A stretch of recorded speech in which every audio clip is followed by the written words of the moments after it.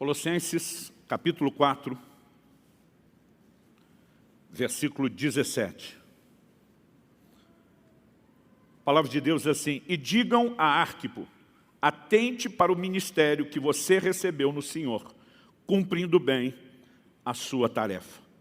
Se você puder, repita essa frase comigo, diga: atente para o ministério que você recebeu no Senhor, cumprindo bem a sua tarefa. Exagerando um pouquinho da sua boa vontade, vou pedir para você declarar isso comigo mais uma vez, talvez aumentando aí uns 28% o volume, né? Já que você tem um bloqueador de som na sua frente, que é essa máscara. Então, diga comigo de novo: atente para o ministério que você recebeu no Senhor, cumprindo bem a sua tarefa. Pastor Luciano, esse negócio de repetir é espiritual, não, é só didático mesmo. Vamos orar. Pai Santo, nós confiamos mais uma vez no Senhor e na ação do Teu Espírito Santo, o Espírito da verdade. Senhor, queremos ser orientados a respeito de como nos conduzir no caminho do Senhor e queremos receber não só instrução. Nós oramos por despertamento, nós oramos por entendimento espiritual, nós oramos por aquela aplicação prática que só o Senhor pode promover. Nós oramos pelo cumprimento do propósito pelo qual a Tua palavra tem sido liberada e nós clamamos que ela fale e cale em nossos corações. Nós reconhecemos a necessidade de renovar a nossa mente, de ajustar os nossos passos de acordo com a verdade do Senhor e confiamos na operação do Teu Espírito e na manifestação da Tua graça nessa hora. Te damos honra, glória e louvor pela certeza do que o Senhor fará. Bendito seja o Teu nome. Oramos em nome de Jesus. Amém, amém. Bom, o apóstolo Paulo está no final da sua epístola aos Colossenses, e quando chega nesse versículo 17 do capítulo 4, ele já está no que nós podemos classificar as considerações finais, né? Ele começa a falar quem deveria ser saudado, cumprimentado, quem enviava saudações, e nesse momentinho final, ele agora deixa de falar apenas com toda a igreja. A carta tinha uma intenção de comunicação coletiva, e ele manda um recado, uma mensagem personalizada para esse homem chamado Arquipo. Né? A mensagem é que nós repetimos: atente para o ministério que você recebeu no Senhor, cumprindo bem a sua tarefa. Obviamente, embora seja uma mensagem personalizada, porque havia alguém que precisava dela, não significa que essa mensagem se limite somente a Arquipo.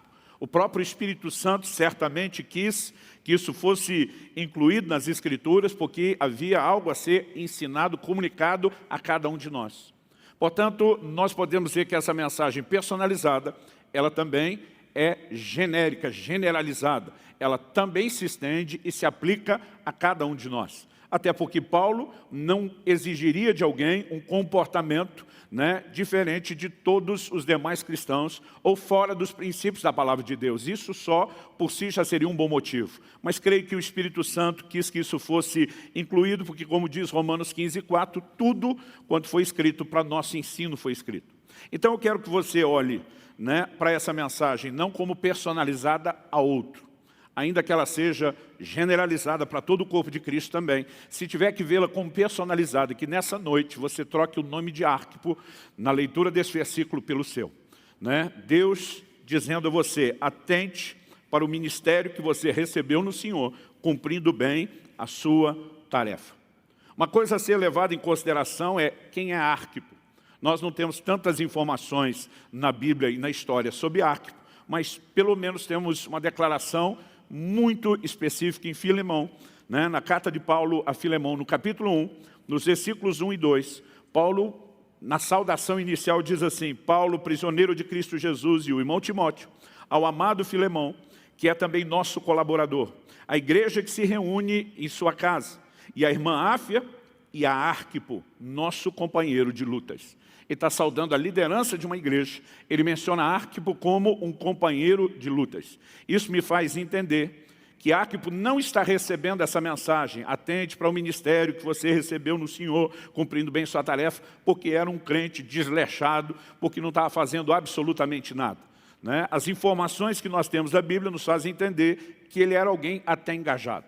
Então, se alguém que já está engajado no serviço do Senhor, que Paulo classifica como companheiro de lutas, né? As lutas que ele enfrentava não eram meras e simplesmente lutas da vida cristã, eram as lutas proporcionadas pelo ministério, pela pregação do Evangelho num contexto onde havia resistência a isso. Então, tudo indica que esse camarada já estava envolvido e comprometido com o serviço. Ainda assim, precisava de uma consciência a respeito do serviço, esse é o significado da palavra ministério, precisava de uma consciência sendo ainda mais despertada, fomentada, fortalecida. Então, se Arquipo, que era do time dos bem envolvidos, já precisava dessa mensagem, a pergunta é, e o resto, né, dos nossos irmãos em Cristo, que talvez não estejam nem no mesmo nível de engajamento que ele? Então, hoje eu não quero falar só quem precisa começar a mexer o corpinho. Nós estamos brincando com essa palavra por causa do tema Mova-se. O mês todo falando a respeito da importância do serviço. Mas mesmo para aqueles que já estão envolvidos, existem verdades que precisam fundamentar as nossas convicções, né? Precisam ser alinhadas à medida que nós vamos caminhando e nos movendo no serviço. Então eu quero fatiar essa frase de Paulo. Atente para o ministério que você recebeu no Senhor, cumprindo bem a sua tarefa. Destacando aqui 4 palavras, né? Uma delas, na verdade, é uma expressão, e levando em conta cada uma delas. E os 4 pontos que eu quero trabalhar aqui com vocês, eles todos serão uma pergunta. Eu quero que você pense, eu quero que você questione a si mesmo a respeito deles. O primeiro é em cima da palavra atente. Essa palavra significa prestar atenção. Então, o questionamento que eu quero que a gente faça, em primeiro lugar, é: onde está a minha atenção? Isso diz respeito a quanto enxergamos a importância do serviço ou não. A segunda definição que eu quero trabalhar aqui é a palavra ministério. Ele diz: atente para o ministério. Então, a segunda pergunta será: o que é o ministério? Né? Queremos desenvolver essa ideia de serviço. Depois ele diz que você recebeu no Senhor. A terceira pergunta, ainda falando de serviço do ministério, é: de quem o recebi? E em quarto e último lugar, porque ele diz cumprindo bem a sua tarefa, o nosso questionamento é: o que é cumprir a missão que nos foi dada? Então, com isso em mente, eu quero trabalhar cada uma dessas questões. Vamos logo para a primeira pergunta: onde está a minha atenção? A palavra aqui traduzida atenta, do original grego blepo, de acordo com o léxico de Strong, significa ver, discernir através do olho como órgão da visão, mas também no sentido metafórico, ver com os olhos da mente, discernir mentalmente. Estar possuído de visão, ter o poder de ver, olhar, avistar, voltar o olhar para algo, considerar, fitar, perceber, descobrir, né? Voltar os pensamentos ou dirigir a mente para uma coisa, contemplar, ponderar cuidadosamente, e até mesmo cabe aqui a ideia de examinar. Portanto, não se trata apenas de uma olhadinha rápida, né? É aquilo que diz respeito a fitar, né? A considerar, a fixar os olhos. Então, a palavra foi muito bem traduzida como atente, preste atenção, fixe os seus olhos. Isso significa o quê? Que quando falamos a respeito de ministério, e daqui a pouco eu vou trabalhar a definição de ministério, que é serviço, nós precisamos ter em mente que tudo parte de um ponto inicial, que é a visão. Qual a visão que nós temos? E algo que eu venho falando há muito tempo, isso obviamente não se restringe aqui ao Alcance Curitiba, nossa igreja local, mas eu falo isso de uma forma genérica, considerando aí generalizado o corpo de Cristo como um todo, é que nós precisamos de uma reforma em nossa teologia de serviço. Eu não vou repetir fundamentos que nós já viemos trabalhando ao longo do mês, né? Como, por exemplo, que nós não somos salvos pelas obras, mas que fomos salvos para as obras, mas é fato de que o serviço na vida cristã não é opcional. É mandamento de Deus, é ordenança de Deus, precisa estar presente nas nossas vidas, mas muitas vezes nós acabamos não nos permitindo construir a visão correta do serviço. Muitos crentes tratam disso como opcional. Se der, eu faço. Se eu tiver interesse, eu faço. Se me bater à vontade, eu faço, né? Se me sobrar tempo, eu faço. Como se isso fosse opcional. Não importa se estamos falando de um nível de serviço que é genérico para todo crente. pregar o Evangelho, ganhar pessoas para Jesus, ajudar a cuidar delas, estender a mão a um necessitado em qualquer situação e contexto que isso surja, como quando Jesus, na parábola do semeador, aplica de uma maneira muito prática o que significa amar o próximo. Ele diz que esse próximo não precisa ser alguém de proximidade sanguínea, não só de proximidade geográfica, um vizinho que literalmente mora ao seu lado, mas esse próximo é a bola da vez. É a oportunidade que surge em qualquer lugar que você esteja. Todas essas coisas deveriam ser parte da vida de todos os cristãos, em todo e qualquer lugar. Mas há também a ideia de um serviço personalizado, que nós vamos falar daqui a pouco, de acordo com os dons da graça que recebemos, com áreas específicas onde podemos contribuir e acrescentar na vida das pessoas. Mas antes de falar disso, o importante é entender a necessidade de uma visão. Em Atos 26, 19, o apóstolo Paulo, quando estava pregando para o rei Agripa, ele, depois de contar que Jesus lhe apareceu, e nessa primeira aparição, Jesus não se limita a chamar a atenção de Paulo para o fato de que ele era o Cristo, o Messias. Ele também já comunica a sua intenção de que Paulo o sirva, dizendo, eu vou enviar você para os gentios, você vai ser um instrumento meu, né? Eu quero usar você para lhes abrir os olhos, para convertê-los das trevas para a luz, do poder de Satanás para Deus. E quando Paulo está contando essa história, ele arremata diante do rei, dizendo, eu não fui desobediente à visão celestial. Em outras palavras, ele está dizendo, eu só fui preso, eu só estou aqui depondo diante de você porque eu estou obedecendo uma ordem do meu Senhor a respeito de servi-lo, de trabalhar para Ele. E o ponto que eu quero explorar em cima dessa frase, não fui desobediente à visão celestial, é que Paulo só pode obedecer porque ele tinha uma visão. Se ele não tivesse a visão, se ele não tivesse a clareza do que deveria fazer, ele não teria um trilho no qual se mover. E muitas vezes nós erramos porque nem permitimos que a visão seja construída. Quando Paulo está dizendo para Arquipo, atenta, presta atenção, coloca os seus olhos no lugar certo. Ou ele está dizendo, você já tem uma visão que não pode se perder aí dentro de você. Ou ele está dizendo, você precisa firmar uma visão ainda mais nítida do que aquela que você tem. E nós temos que compreender isso como fundamento, como ponto de partida. Eu me lembro quando começamos, anos atrás, né, as mobilizações, tentando mostrar que todo crente pode discipular pessoas, né, que é uma questão de tempo, de alcançar os mínimos requisitos de maturidade. Cada cristão pode se dispor a ajudar a cuidar outros por meio das células. E a resposta que a gente tinha de muita gente durante muito tempo, pastor, eu não tenho tempo. E um dia eu apelei. Eu lembro que estava pregando e alguns ficaram surpresos. E eu disse, gente, vamos levar em conta o que de fato nós acreditamos.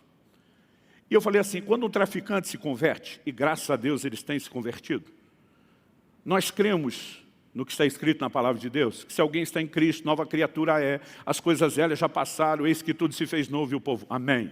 Falei, nós cremos que não há mais condenação para quem está em Cristo Jesus, como diz Romanos 8:1, todo mundo, amém.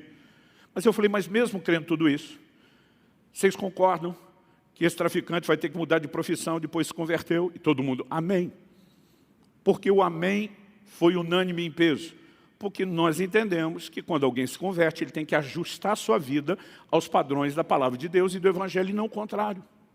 Então eu emendei, falei, quando uma garota de programa se converte, graças a Deus elas têm se convertido, nós também acreditamos na mesma coisa. Se alguém está em Cristo, nova criatura é, as coisas velhas já passaram, tudo se fez novo, não há mais condenação para quem está em Cristo Jesus. Mas eu perguntei, mas vocês concordam que ela também vai ter que mudar de ramo de prestação de serviço? E o amém foi ainda mais forte do que o do traficante nesse caso. Eu falei, por quê? Porque ela tem que ajustar a sua vida ao padrão do Evangelho, às ordens que nosso Senhor deu de maneira muito clara, e isso não é negociável.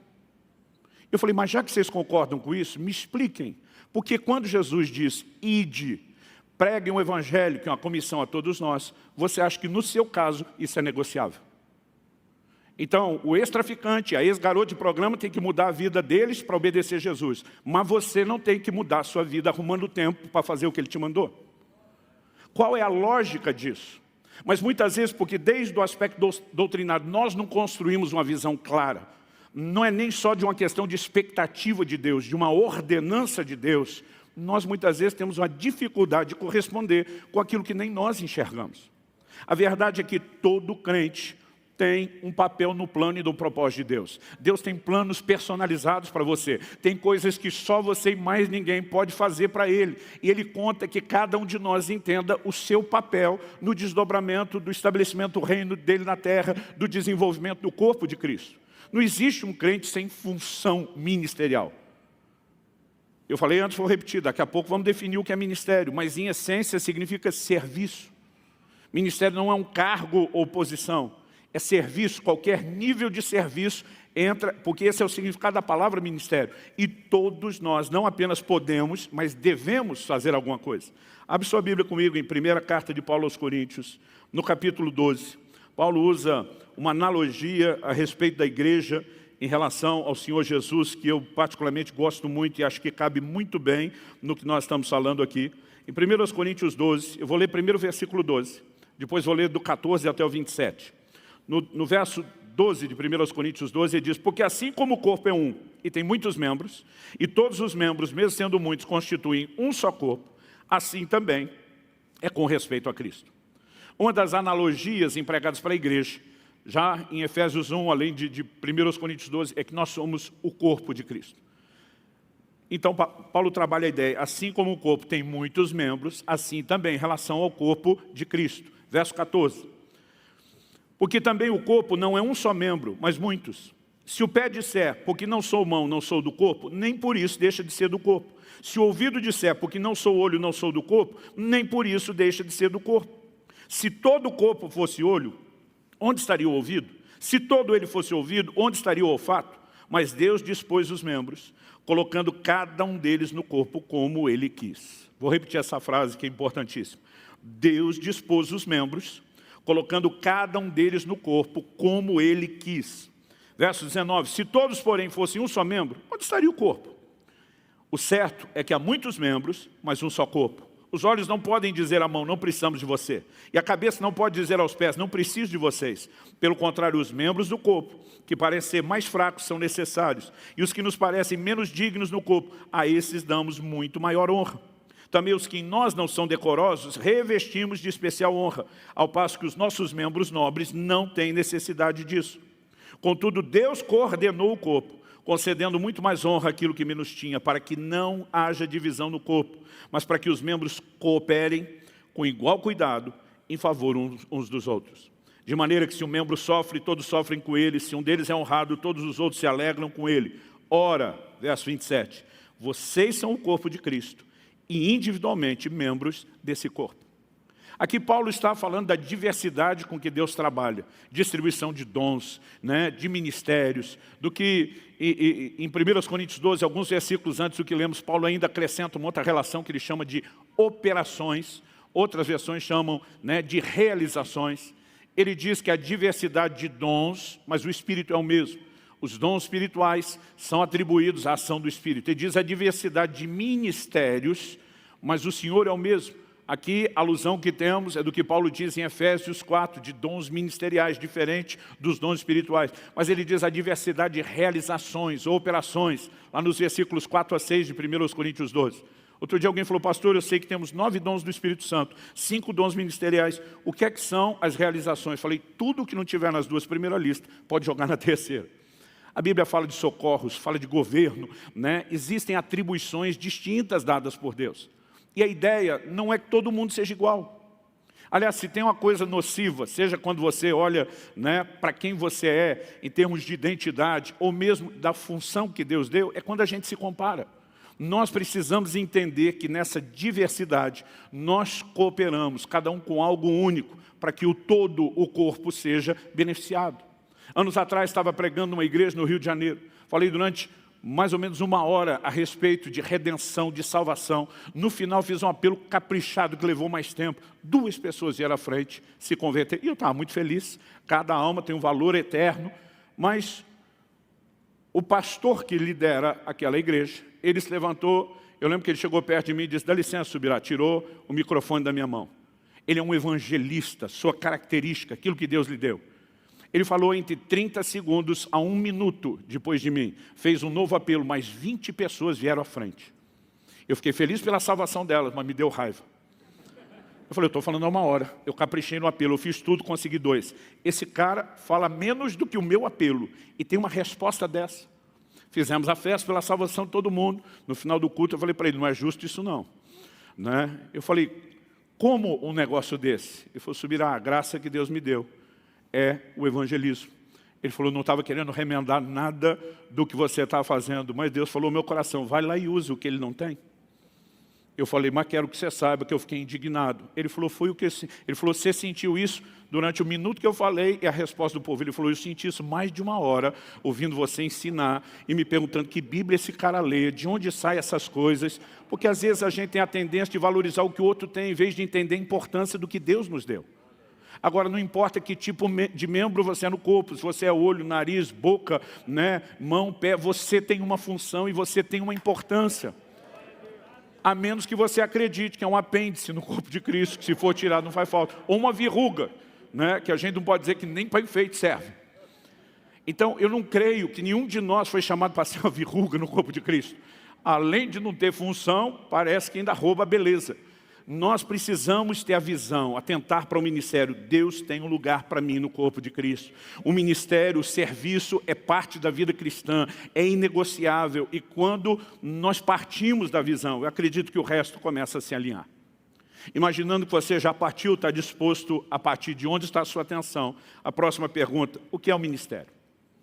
Porque não adianta você enxergar, mas enxergar de forma distorcida o que é o ministério. Então, ainda ampliando aquilo que nós devemos enxergar, a palavra ministério no grego, a palavra usada no original aqui em Colossenses 4,17 é diaconia. Ela basicamente significa serviço ou seu sinônimo ministério, especialmente daqueles que executam os pedidos ou necessidades de outros. E quando a gente tem isso em mente, nós precisamos entender que a ideia básica é servir outros. Não é buscar um lugar de importância ou relevância. É tratar os outros como importantes e relevantes. Sabe, isso é algo fundamental. Eu quero ler um texto com vocês, que está lá no Evangelho de Marcos, no capítulo 10, a partir do versículo 35, quando eu fico olhando para aqueles primeiros discípulos, os 12 apóstolos de Jesus, e eu percebo quanta coisa Jesus teve que ajustar, alinhar com ele, quantos parafusos tiveram que ser apertados, e só lembra, né, a mim, a você, o quanto eu e você também precisamos de ajuste e alinhamento. Então essa era a turma que abandonou tudo para seguir Jesus. Já estavam trabalhando com ele, iam antes dele nas cidades preparar a sua chegada. O texto diz assim, então se aproximaram dele Tiago e João, filhos de Zebedeu, são 2 dos 12. Mestre, queremos que o Senhor nos conceda o que vamos pedir. Eu acho muito legal quando alguém, antes de pedir, pede primeiro que seja atendido em relação ao que ele vai pedir. Jesus lhes perguntou, o que querem que eu lhes faça? Eles responderam, permite-nos que na sua glória nos assentemos um à sua direita e o outro à sua esquerda. A expectativa dos judeus até então, da vinda do Messias, não era de alguém que traria salvação espiritual. Eles esperavam um livramento natural. Alguém que os livraria do poder dos seus inimigos, que se sentaria no trono de Davi, de acordo com as promessas, né? Alguém a partir de quem o reino se estabeleceria em toda a terra. E essa turma abandonou tudo diante da oportunidade da vida deles, estarem ao lado do Messias, mas a expectativa deles está equivocada. Então ele está dizendo, quando o Senhor sentar no trono, seu lugar nós não vamos disputar, que quem tentou disputar o trono de Deus foi lançado fora lá dos céus. Mas o lugar da direita e da esquerda, os lugares de maior honra, dá para liberar para nós. É quase como olhando um reino físico e estivesse dizendo, deixa a gente ser um ministro do planejamento, o outro ministro da fazenda. Ele estava dizendo, nós queremos a faca e o queijo na mão e queremos honra e distinção ao seu lado. O verso 38 diz, mas Jesus lhes disse, vocês não sabem o que estão pedindo. Será que podem beber o cálice que eu bebo ou receber o batismo com que eu sou batizado? E tanto a palavra cálice como batismo, nesse contexto aplicado por Jesus, elas têm ideia de sofrimento. Verso 39 diz, eles responderam, podemos. Imagino que talvez aqui Jesus tenha pensado de novo, vocês não sabem o que estão dizendo. Mas a verdade é que Tiago, provavelmente o irmão mais velho de João, porque ele sempre é citado primeiro, ele foi o primeiro dos 12 a ser martirizado. E o registro está lá em Atos capítulo 12. Então Jesus lhes disse, vocês beberão o cálice que eu bebo e receberão o batismo com que eu sou batizado. Quanto a sentar à minha direita ou à minha esquerda, não me compete concedê-lo, pois é para aqueles a quem está preparado. Mas o assunto não terminou aqui. Esse, na verdade, é só o contexto. A lição começa agora, verso 41. Quando os outros 10 discípulos ouviram isso, começaram a ficar indignados com Tiago e João. Agora a pergunta é, por que eles ficaram indignados com Tiago e João? Porque eles também queriam sentar à direita e à esquerda. A verdade é que esses dois lugares estavam sendo comissionados por todo mundo. Imagino alguns com raiva de si mesmo, por que é que eu não saí na frente, não fui falar antes deles? Outro pensando, quem você pensa que é, deixa ele escolher. Né? Eu não sei qual, mas isso traz à tona como estava o coração de todos eles. E essa era a tropa de elite que o Senhor estava treinando para estabelecer sua igreja na terra. Verso 42, mas Jesus, chamando todos para junto de si, agora é a hora que ele tem que apertar os parafusos. Disse, vocês sabem que os que são considerados governadores dos povos os dominam e que os seus maiorais exercem autoridade sobre eles. Mas entre vocês não é assim. Você pode repetir comigo? Diga, entre nós não é assim. E diz, pelo contrário, quem quiser tornar-se grande entre vocês, que se coloque a serviço dos outros. E quem quiser ser o primeiro entre vocês, que seja servo de todos. Então vou abusar da sua paciência. Vou pedir que você repita mais uma vez. Diga comigo, quem quiser ser o primeiro, que seja servo de todos. Quando eu olho para essa declaração, quem quiser tornar-se grande, coloque-se a serviço dos outros, quem quiser ser o primeiro, seja servo de todos, eu vejo a definição da palavra ministério. Se colocar no lugar de servo, verso 45, pois o próprio Filho do Homem, Jesus dizendo, não veio para ser servido, mas para servir e dar a sua vida em resgate por muitos. O que Jesus está dizendo, o chamado de Deus para o serviço, não é um presente de uma posição de destaque, um lugar onde você se torna uma espécie de sol com todo mundo orbitando à sua volta. Você não é o centro, você não é o ponto de atenção. O ministério é um lugar onde você se sacrifica, e quando Jesus diz que veio servir e dar a sua vida, Ele está dizendo a ideia de serviço é sacrifício. Eu me nego, eu me anulo por causa dos outros. Mas muitas vezes, mesmo que nem todos estão respondendo ao ministério, no grupo menor dos que estão se dispondo, às vezes nós temos uma motivação errada. As pessoas estão buscando, às vezes, uma atividade que as realize, que as faça sentir importantes, úteis. É por isso que volta e meia, quando nós estamos falando a respeito daquilo que precisa ser feito, alguns dizem, mas eu não gosto de fazer isso. Quase como se servir fosse só escolher o que você gosta. Eu sei, eu falei antes, que existem áreas onde nós devemos funcionar debaixo da graça de Deus. Mas existem coisas que todo mundo deve fazer. Eu fico tentando imaginar um filho responder aos nossos pais, não, mas não é meu chamado tirar o lixo de casa. Diz, está bom que isso tem a ver com chamado, tem a ver com a sua cota de responsabilidade. E sabe, muitas vezes o que nós não percebemos é que por trás de declarações como essa, nós estamos tentando buscar o que nos realize, quando o ministério deveria ser algo que promova a realização de outro. Nós estamos tentando buscar algo que nos faça sentir úteis e importantes, quando servir os outros é para que eles se sintam assim. Eu nunca vou esquecer de uma ministração do pastor Ibiúber, falando aos pastores, ele falou, deixa eu tomar uma ilustração, e foi só depois disso que ele ensinou o que queria ensinar, mas a ficha caiu para nós todos. Ele falou, um determinado entrevistador de um programa famoso de televisão foi entrevistado por outro entrevistador de outra emissora. E nessa conversa, um entrevistador está perguntando para o outro. Ele diz, eu soube que você investiu anos para conseguir entrevistar fulano e Beltrano. Eram dois tops do mundo empresarial. Homens de grande sucesso. O primeiro, nem se fala, absurdamente disparado na frente. Mas o segundo era alguém também de muita expressão. E ele falou, e você conseguiu entrevistar os dois? Ele falou, é verdade. E disse, qual foi a sua impressão? Ele falou, olha, quando eu estava conversando com o segundo, aquele que não era o top do top, ele falou, o tempo todo eu ficava admirando aquele cara, dizendo, esse é o cara. Ele falou, é mesmo? Ele falou, é mesmo. Ele falou, o cara me fez acreditar o quão incrível e extraordinário ele era. Aí o outro olhou e falou, se o segundo era assim, o primeiro. Ele falou, não, o primeiro era diferente. Enquanto eu vi o primeiro, eu senti que eu era o cara. Porque o foco não estava nele. E de repente, parece que a ficha caiu para todos nós. Jesus está dizendo, eu não vim ser servido. Ele está dizendo, o lugar onde eu estou não é para atrair atenção a meu respeito. É para fazer com que você descubra o que diz respeito a você. Quem está entendendo, diga amém. Então, nós precisamos entender isso. Por quê? Ao longo do tempo, eu tenho percebido pessoas que eles perdem completamente o foco. Eu tenho, pela graça de Deus, podido, ministrando em tantos lugares do Brasil e do mundo, o tempo todo conversar com pastores. Eu gosto que eles tenham a oportunidade de abrir o coração, eu gosto de poder ajudá-los. Mas tem uma frase assim que ela é repetida em larga escala, parece que em todo lugar. Isso não é fora do nosso ministério apenas, estou dizendo que também. É de vez em quando você pega alguém que não está aguentando tudo aquilo que está passando na disposição de servir, e o camarada desabafa e diz assim, eu não preciso disso. E normalmente eu não espero muito tempo para ir na jugular. Falei, então você está no ministério por causa do que você precisa? Ou nós estamos aqui por causa do que os outros precisam? E é por causa do que os outros precisam que nós temos que engolir essas coisas, que nós temos que suportar essas coisas. Se a gente não ajustar o foco, nós não vamos durar muito tempo.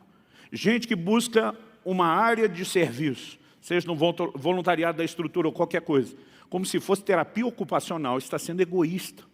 Está procurando algo para si, não para os outros. E a perspectiva de serviço precisa ser clara para todos nós. Quem está entendendo, diga amém. Porque o ministério é um dom de Deus a ser administrado. Embora seja uma dádiva do céu, nós temos a responsabilidade de administrar. Em 1 de Pedro 4,10 nós lemos, sirvam uns aos outros, cada um conforme o dom que recebeu, como encarregado de administrar bem a multiforme graça de Deus. Gente, não existe área de trabalho que não seja importante. Eu fico impressionado e grato a Deus, onde eu vejo alguns empresários que não precisam mover um dedo para limpar coisa nenhuma no seu negócio, na sua empresa, pagando para ir no nosso retiro de integração, para servir os que estão sendo ministrados, e os caras indo lá lavar banheiro, pagando para isso. Dizendo, nós queremos cooperar, nós queremos que essas pessoas sejam bem recebidas, nós queremos que elas sejam bem servidas. Nós precisamos entender que não tem coisa que possa ser feita para servir os outros que não seja relevante. Eu louvo a Deus por todos aqueles que se dispõem para servir no ministério infantil. Um dia desse uma pessoa falou para mim, pastor, eu sei que o senhor fala em grandes eventos, né, para milhares de pessoas, já teve aí ginásio cheio, já teve em eventos de estádio. O senhor não treme na base na hora de falar para tanta gente? Eu falei, tremo não. Esse não tem nada que te assuste? Eu falei, tem. Se me chamar para falar para criança, eu vou ficar morrendo de medo. Definitivamente não é o dom da graça de Deus na minha vida, né? Embora tenha duas mulheres fantásticas fazendo isso lá em casa, minha mulher e minha filha, eu não consigo nem aprender com elas. Mas se não fosse o ministério infantil, eu pergunto como seria a minha vida. Porque antes de completar 3 anos de idade, eu estava numa igreja no Cambuci, lá em São Paulo, e numa sala de aula dessas do Ministério Infantil, a professora expôs o Evangelho. Eu achava na época que ela explicou isso como ninguém. Hoje eu entendo que foi Deus abrindo a minha mente, meu entendimento. E eu entendi o plano de salvação. Eu tomei minha decisão por Jesus. Minha mãe trabalhou com criança a vida inteira, evangelizando nas escolas, trabalhando no Ministério Infantil, na igreja. Ela diz, até hoje eu nunca vi alguém decidir tão cedo. Até a minha adolescência ainda lembrava o nome daquela professora. Lamento não poder dar esse crédito e honrá-la hoje, mas eu sei que um dia ela vai ter tudo isso lá no céu. Depois, eu ainda era criança, né, quando recebi o chamado para o ministério. Nós não podemos olhar para um serviço como isso do Ministério Infantil como se fosse só um jeito de deixar os pais livres um pouco, né? E a gente entreter as crianças. Algo está sendo feito em prol delas lá, em cada lugar, em cada área da igreja. Meu querido, quando você chega com o carro e alguém parece estar querendo te dizer o que fazer, é alguém que não precisava estar no frio lá fora, é alguém que não ganha absolutamente nada para isso. Ele só está ali dizendo, eu abro mão do meu culto porque eu quero que você tenha a sua melhor experiência. E toda e qualquer área de serviço onde a gente se envolve, não pode ser visto como algo sem importância, mas tem que ser visto como lugar onde de fato nós morremos para nós, para promover aquilo que é dos outros. Quem está entendendo, diga amém. Terceira pergunta, de quem o recebi? Falando do ministério ou do serviço. Quando em Colossenses 4,17, Paulo diz, do ministério que você recebeu no Senhor. Essa frase, essa expressão no Senhor, indica de quem recebemos o ministério, do próprio Jesus. Em 1 Timóteo, capítulo 1, verso 12, Paulo diz, eu dou graças a Cristo Jesus, nosso Senhor, que me fortaleceu e me considerou fiel, designando-me para o ministério. Ele diz, eu dou graças a Jesus, porque foi Ele que me designou para o ministério. E essa é uma das coisas que nós precisamos entender. Alguns domingos atrás eu comecei a bater também nessa tecla, né? Para quem estamos fazendo, Se nós não levarmos isso em conta, talvez o processo possa ser abortado, não completado, que é o que eu vou falar daqui a pouco no último tópico. Precisamos entender, recebemos das mãos do Senhor. Em Hebreus 5:4, quando a Bíblia fala do ministério, ela usa a seguinte expressão: ninguém toma para si essa honra, a não ser aquele que é chamado por Deus. O convite veio de Deus.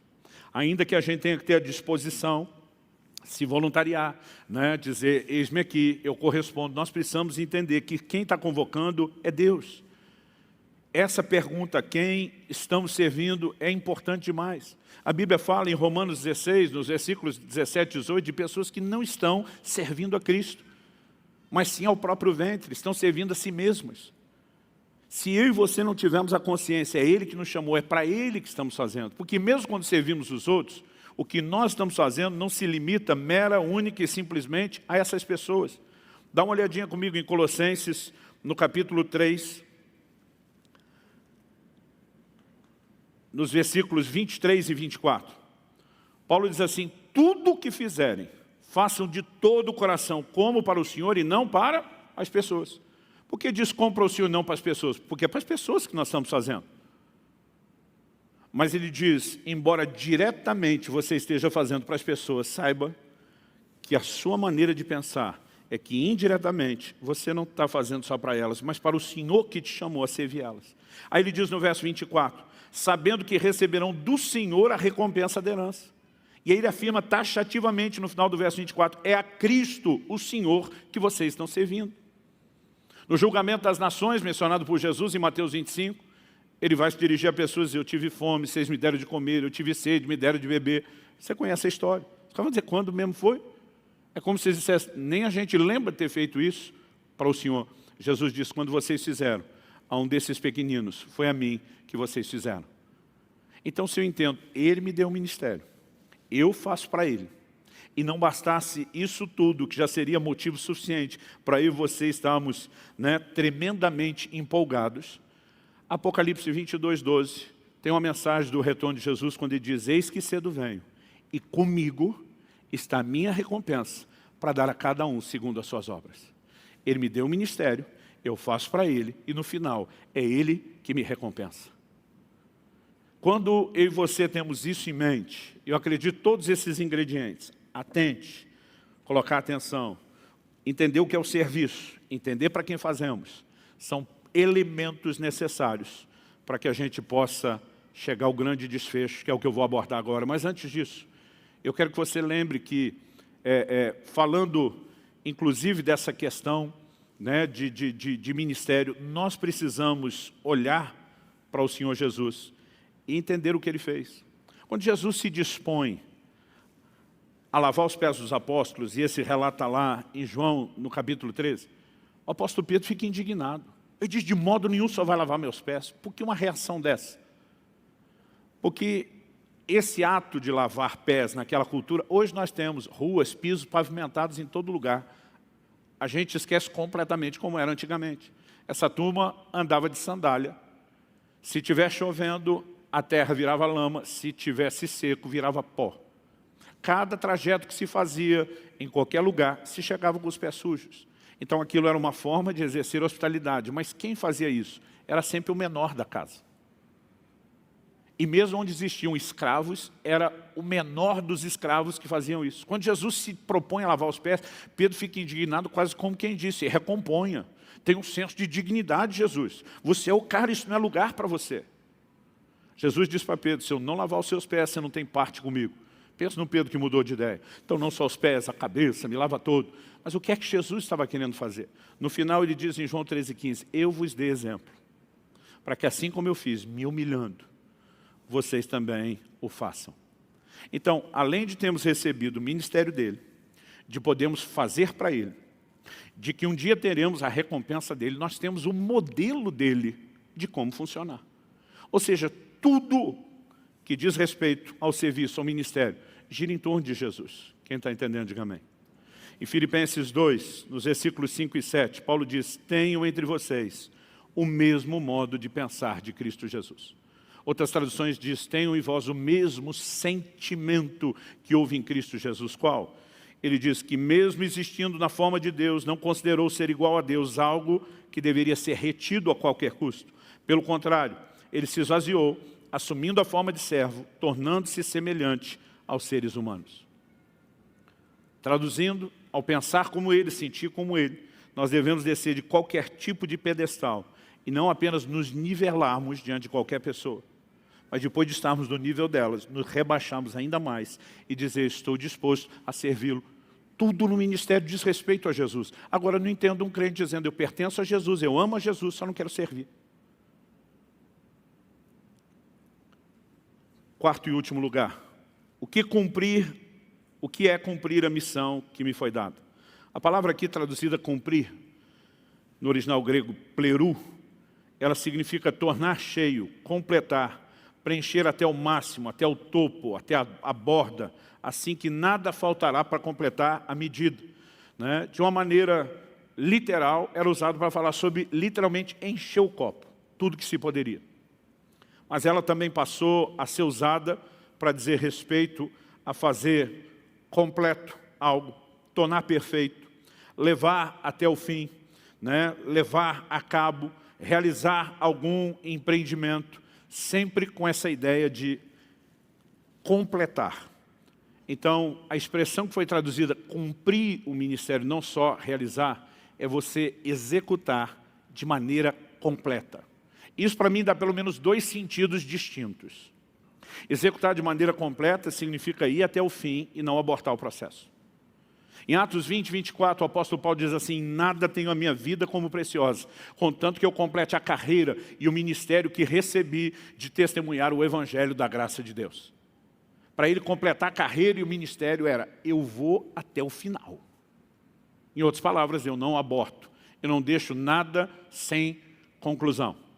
Mas a ideia de cumprir ou completar o ministério não é só terminar. Porque enquanto fazemos, mesmo não desistindo, nós também não podemos baixar o nível do serviço. Há uma ideia na palavra de Deus, e essa é uma tecla, né, que eu procuro sempre bater, de que nós precisamos fazer as coisas com excelência. Afinal de contas, né, não deveríamos faltar com excelência e ser relaxado nem para os outros, o que dizer para Deus. Em 1 Timóteo 4,14, Paulo exorta o seu filho na fé, o seu discípulo, dizendo, não seja negligente para com o dom que é em ti. Pedro diz que nós temos que ser bons administradores dos dons da graça. Aqui ele está dizendo que alguém pode ser negligente. Negligente pode ser nem usar o dom, não fazer o que era para ser feito. Ou também pode ter uma ideia de que eu até estou fazendo, mas não estou fazendo no nível e na qualidade que eu deveria. Isso, em vez de diligência, que é sinônimo de dedicação, é negligência. Negligência não é apenas a omissão. Alguém pode fazer o que tem que ser feito, mas não fazer do jeito que deveria ser feito.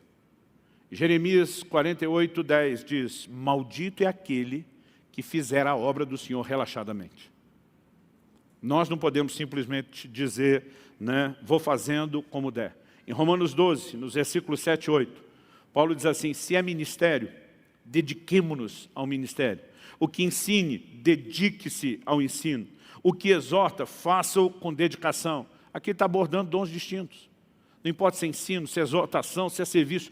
Tudo, embora sejam dons diferentes, tudo tem um elemento comum. Dedicação, dedicação, dedicação. Isso não é só disposição de ir até o fim, mas de dar o nosso melhor. Quem está entendendo, diga amém.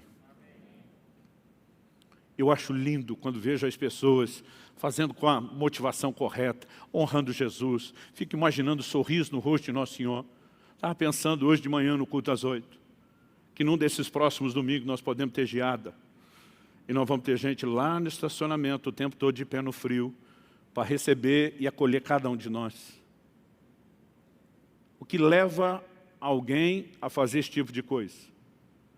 Se não for a motivação correta, a pessoa não aguenta muito tempo nesse lugar. O apóstolo Paulo externava que terminar o trabalho, falando agora de cumprir a missão, era mais importante que o seu conforto pessoal.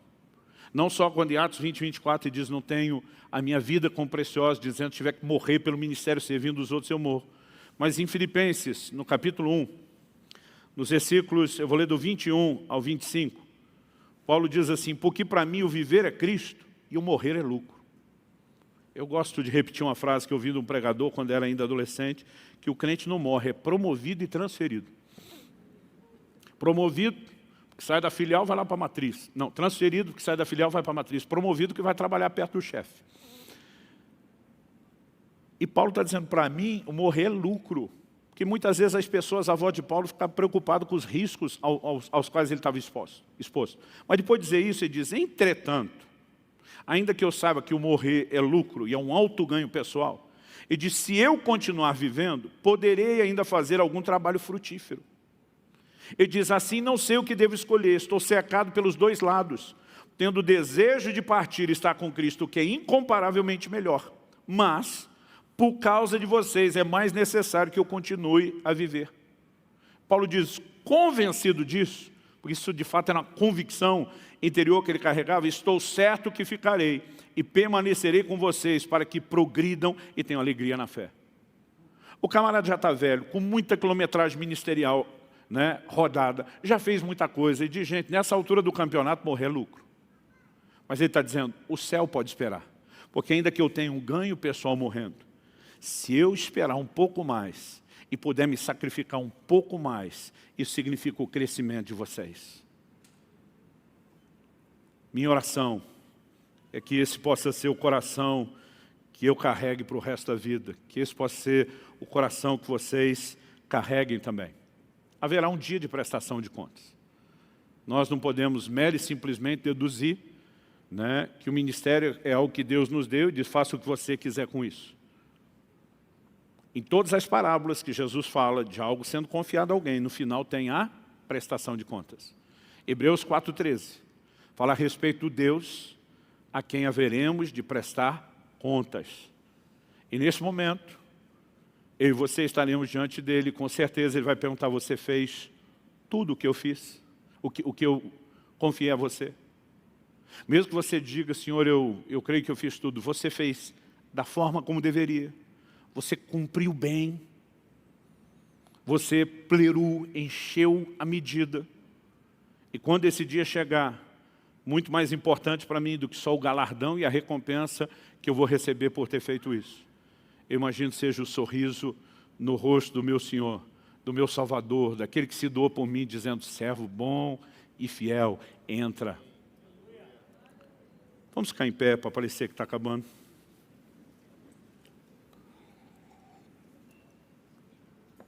Antes de orarmos, eu quero te convidar a rever algumas coisas. E aqui eu recapitulo os pontos da mensagem, não só para efeito didático, mas para você pensar de maneira bem específica. Em primeiro lugar, onde está o seu foco, a sua atenção? Será que você já tem uma visão nítida do que é o serviço na caminhada cristã? É o que só você pode responder para si mesmo. Será que você vê o quão importante e essencial é isso? É lógico que, embora a nossa motivação não deva ser egoísta, fazer para eu me realizar, fazer para eu me sentir bem, nós também não podemos negar que, de acordo com a palavra de Deus, é dando que se recebe. A Bíblia diz que enquanto Jó orava pelos seus amigos, Deus mudou o seu cativeiro. O ministério, embora seja um lugar de sacrifício, não significa que não seja um lugar de realizações. Porque a realização que nós sentimos vai além da lógica, vai além da razão, excede o entendimento, eu creio que assim como o amor de Deus. Depois de se questionar onde está seu foco, eu quero que você se questione se você entendeu o que é ministério. Porque aquela perspectiva de olhar para o ministério como cargo, se por um lado atrai alguns com motivação errada, por outro lado assusta outros. Porque para alguns ministério é uma projeção que muitos não querem. Eles não querem aparecer. Então a importância de entender que não é cargo é nem para não entrar com motivação errada e nem para também não fugir disso. Então se você entende o que é um ministério, é um segundo ponto importante. Mas ainda que você tenha o foco e entenda o que é ministério, se você não compreender de quem recebeu e para quem você faz, a coisa ainda não está completa. Mas se você chegou a esse terceiro lugar, pastor, eu tenho esse foco. Eu, de fato, entendi o que é serviço. Eu sei de quem recebi, a quem vou prestar conta. se isso não afetar a forma como você vai fazer, que Paulo denominou de cumprir bem, encher a medida. Falando tanto de permanência, de constância, como também de qualidade. A gente ainda não vai ter cumprido aquilo que é esperado de nós. Eu não vim aqui te apontar o dedo.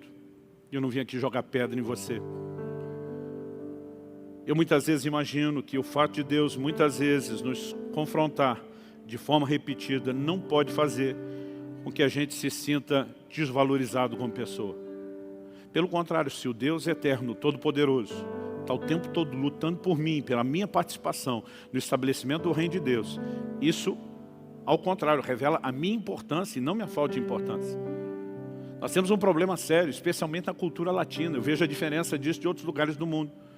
A gente trata o confronto como se fosse desaprovação pessoal. Um rótulo de que nós não somos bons. Quando muitas vezes o confronto é sobre algo pontual, é sobre um comportamento. É por isso que às vezes eu tenho esse cuidado de no final dizer, não estou te atacando, não estou jogando pedra em você. Se aqueles 12 precisavam de um aperto de parafuso correto, de um alinhamento, a pergunta é, e nós? Todos nós precisamos. Mas o fato de Deus seguir insistindo é justamente porque Ele está dizendo, eu quero você, eu não abro mão de você. Eu vou lutar para ter você comigo nesse projeto. Isso é fantástico. Em Apocalipse 2, ele começa falando com o anjo da igreja de Éfeso. E para deixar claro que não é pessoal, ele começa elogiando.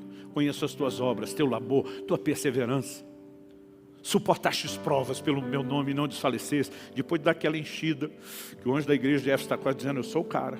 Ele diz, mas como ninguém é perfeito, tem uma coisinha aí para nós resolver. Tenho contra você que você abandonou o primeiro amor. Isso significa que você está desqualificado, cortado da seleção fora? Não. Ele diz, lembra de onde caíste, arrepende, volta. O Senhor está dizendo que eu quero é você de volta. E no fim ele ainda termina dando uma moral, mas tens a teu favor que odeias as obras dos nicolaítas. Um dia alguém perguntou para mim, pastor, o senhor não tem medo de errar? Eu falei, medo de errar? Eu tenho certeza que eu vou errar. Eu falei, essa é a beleza do ministério, ele escolher alguém perfeito como eu, ter disposição de ser paciente comigo e me corrigindo no caminho, me ajudando a aprender a corresponder melhor. Se eu dou uma desanimada, ele vem levantar minha mão. Se eu dou um excedido, ele murcha minha bola. E saber que ele vai estar comigo nesse processo todo. Não só não me dá medo, como me enche o coração de empolgação. E Deus só fica lutando e insistindo por cada um de nós, porque nós somos importantes para Ele como indivíduos. E porque o nosso serviço é importante no estabelecimento do reino dEle. Quem está entendendo, diga amém. Vamos orar. Pai, suplicamos graça do Senhor.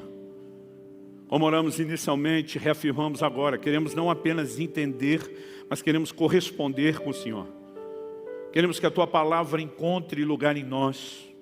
Como Tiago diz, recebei com mansidão a palavra em vós implantada. Nós oramos por efeitos e resultados, não apenas aqui, mas mesmo depois de deixarmos essa reunião, ao meditar, ruminar as verdades que recebemos, nós oramos que o Senhor continue trabalhando nos nossos corações. Senhor, nós sabemos que existe um autoexame, Tua palavra diz, examine-se o homem a si mesmo, mas ela também fala de um exame do alto. Sonda-me, ó Deus, e conhece o meu coração. E nós clamamos isso.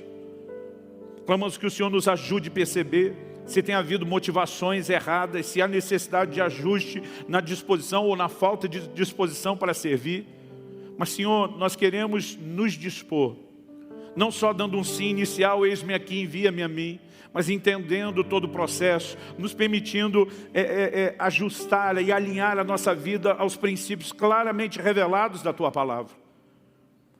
E eu oro que, nesse momento, o Teu Espírito nos toque de forma especial, não apenas com entendimento, não apenas com encorajamento e motivação no nível meramente emocional. Pai, nós oramos pelo combustível do Teu Espírito Santo dentro de cada um de nós. Nós oramos por aquela faísca de ignição que só o Senhor pode acender no íntimo de cada um. Nós oramos que toda inércia e apatia caia por terra. Nós oramos por rompimento. Nós oramos por dias de despertamento para todos os níveis e dimensões de serviço.